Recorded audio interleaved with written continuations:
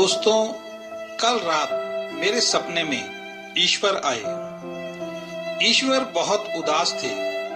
मैंने उनसे पूछा, आप इतना उदास क्यों हो? ईश्वर ने जवाब दिया कि मैं तुम इंसानों की वजह से उदास हूं, क्योंकि तुम इंसानों के जीवन में जब भी कोई परेशानी आती है तो उसका दोष तुम मुझ पर लगाते हो। मैंने ईश्वर से कहा, इसमें गलत क्या है? हमें हमेशा एक ही बात बताई जाती है कि इस दुनिया में जो भी होता है वो ईश्वर की मर्जी से होता है। पत्ता भी बगैर आपकी इच्छा से नहीं हिलता। इस बात से ये पता चलता है कि इंसान के जीवन में अगर कोई भी घटना या दुर्घटना घटती है उसमें आपकी ही इच्छा होती है।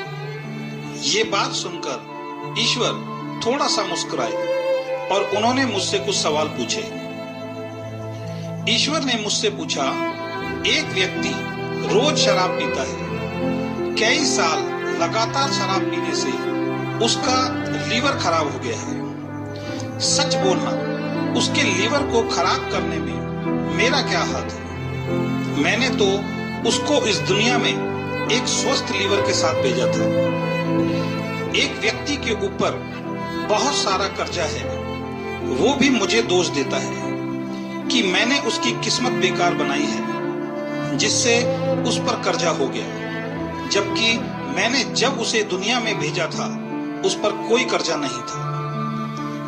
एक व्यक्ति बहुत गरीब है, एक साधारण सी नौकरी करता है, लेकिन उस नौकरी को छोड़ने को तैयार नहीं है। इसका मतलब उसे जो उस नौकरी से मिल रहा है उससे ज्यादा पाने का वो प्रयास नहीं करता और मुझे ही दोष देता है, मैंने उसको गरीब बनाया है। जब सास और बहू की आपस में नहीं बनती तो वो भी कहती है कि कैसी बहू भगवान ने हमें दी है। जबकि मैं उनसे पूछना चाहता हूँ कि बहू देखने जब वो गए थे तो क्या मुझे साथ लेकर गए थे? तो फिर मुझे दोष क्यों देते हैं? जब पति पत्नी की आपस में नहीं बनती तो वो भी यही कहते हैं, भगवान ने कैसी जोड़ी बनाई है, जबकि इसमें मेरा कोई हाथ नहीं है। ये सब उन दो परिवारों के लोगों की या लड़के लड़की की आपसी पसंद से हुआ है। किसी को बिजनेस में बहुत बड़ा नुकसान हो गया, वो भी यही कहता है, ये सब मैंने करवाया है, जबकि जिन गलतियों की वजह से नुकसान हुआ है वो मैंने नहीं, उसने खुद ही की है। ऐसे बहुत सारे उदाहरण जिसमें आप मुझे दोषी ठहराते हो। और आपकी सबसे बड़ी दिक्कत है, जब आपके जीवन में कुछ अच्छा होता है तो उसका श्रेय आप अपने आप को देते हो कि ये आपकी वजह से हुआ, और जब कुछ गलत होता है तो उसका दोष आप मुझ पर लगाते हो। मैं आपसे एक सवाल पूछना चाहता हूँ, अगर मैं आपको अपने बच्चों की किस्मत लिखने का अधिकार दे दूं तो आप अपने बच्चों की किस्मत कैसी लिखोगे? मैंने कहा कि मैं अपने बच्चों की किस्मत बेहतर से बेहतर लिखूंगा। मैं लिखूंगा मेरे बेटे और बेटी को जीवन में कोई दुख ना हो, वो हमेशा खुश रहें, उनको हर वो खुशी मिले जो वो चाहते हैं। फिर ईश्वर ने मुझसे पूछा कि अगर आपका एक बच्चा नालायक है, आपका कहना नहीं मानता, और दूसरा बच्चा समझदार है, आपका कहना मानता है, इन दोनों की किस्मत आप कैसी लिखोगे?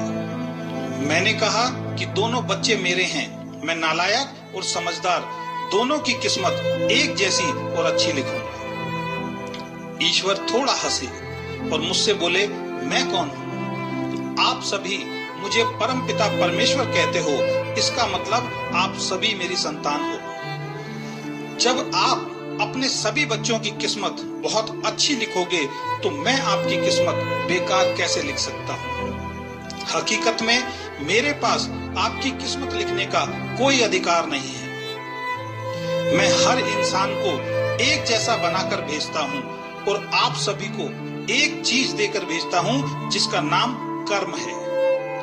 आप जैसा कर्म करेंगे वैसा फल आपके कर्मों से ये दुनिया आपको देती है। इसमें मैं तो कहीं भी नहीं हूँ। इस बात को अब मेरे तरीके से समझो। एक व्यक्ति शराब पीने में पैसा खर्च करता है, उसका शरीर खराब होगा क्योंकि उसका कर्म वैसा है। दूसरा व्यक्ति दूध बादाम खाता है, उसका शरीर बहुत अच्छा होगा क्योंकि उसका कर्म अच्छा है।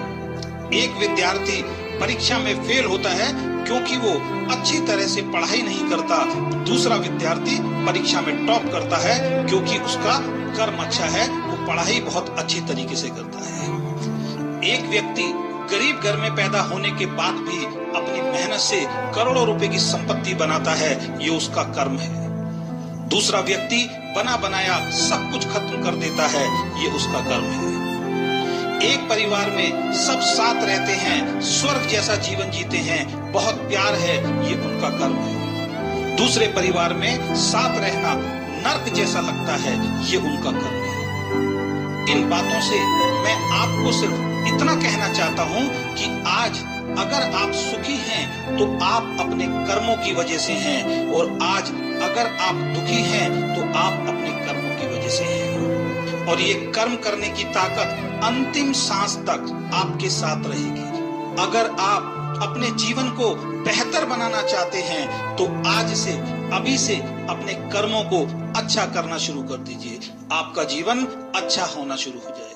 ये बात बोलकर ईश्वर मेरे सामने से गायब हो गए, मेरी आंखें खुल गई। मुझे तो समझ में आ गया, मैं जैसा कर्म करूंगा मुझे दुनिया वैसा फल देगी। अब समझने की बारी आपकी है।